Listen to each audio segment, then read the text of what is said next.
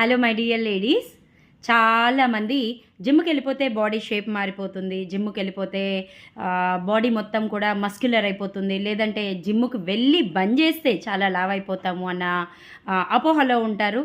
అలా ఉండదండి.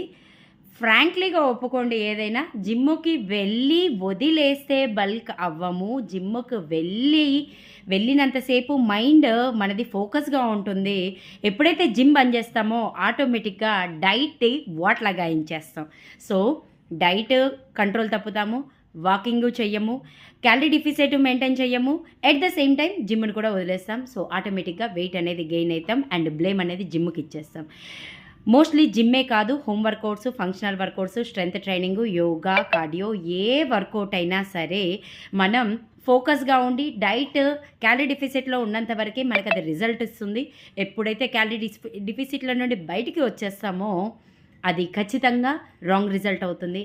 అండ్ ఇంకా వెయిట్ లాస్ తగ్గాలి అనుకున్న వాళ్ళు ముందు యోగా సెంటర్లో కానీ వెయిట్ ట్రైనింగ్ సెంటర్లో కానీ లేదంటే జిమ్ సెంటర్లో కానీ జాయిన్ అవ్వగానే మీరు ఫస్ట్ ట్రైనర్ దగ్గరికి వెళ్ళి నాకు బెల్లీ ఫ్యాటే ఉంది, బాడీ మొత్తం ఏం లేదు, ఓన్లీ బెల్లీ దగ్గర ఉంది, బెల్లీ ఒకటి చేయించండి చాలు అని అంటారు.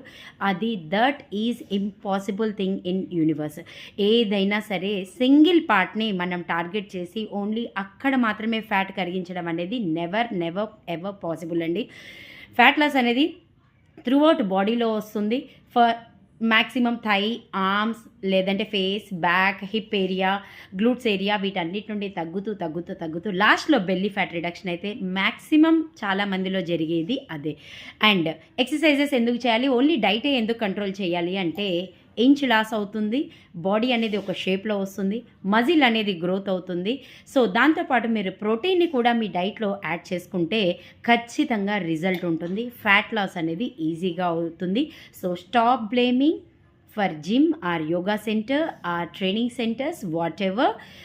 Focus on your calorie, focus on your diet intake, and please maintain a healthy lifestyle.